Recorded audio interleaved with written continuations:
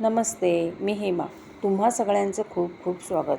मी शेवयाची खीर कशी बनवली ती तुम्हाला दाखवते. तर चला, मी पॅनमध्ये ते तूप टाकत ठेवलं होतं.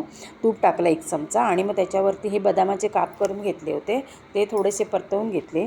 नंतर मग हे काजूचे काप करून घेतले होते, ते सुद्धा त्या बदामाबरोबरच भाजून घेतले आणि मग काढून ठेवले. नंतर त्याच पॅनमध्ये मी तूप टाकून ह्या लांबड्या शेवया आहेत त्या हाताने थोड्या चुरून लहान केल्यात आणि मग त्याच्यामध्ये भाजून घेतल्या. एवढा कलर येईपर्यंत आपल्याला त्या भाजायच्या आहेत.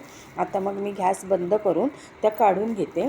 तोपर्यंत मी दुसरीकडे पातेल्यामध्ये 1.5 लिटर दूध तापायला ठेवलं होतं आणि ते थोडं उकळवून घेतलं आणि मग त्याच्यामध्ये पाऊण ग्लास मी साखर टाकली.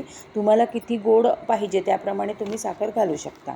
आणि मग दूध उकळून झालं, साखर विरघळली, मग त्याच्यामध्ये मी केशरच्या काड्या टाकल्या आणि तेव्हा पुन्हा उकळून घेतलं दूध आणि नंतर पुन्हा मग त्या भाजलेल्या शेवया होत्या त्याच्यामध्ये टाकून त्या पण चांगल्या शिजवून घेतल्या. शेवया शिजल्यानंतर मी त्याच्यामध्ये भाजून घेतलेला ड्रायफ्रूट त्याच्यामध्ये टाकून उकळी काढून घेतली खिरीला आणि खीर थोडी आटवून घेतली. आता ती आपल्याला पातळ दिसते आहे, पण थंड झाल्यानंतर घट्ट होणार आहे. नंतर मग मी त्याच्यामध्ये वेलची पूड टाकून छानपैकी उकळी काढली आणि गॅस बंद केला.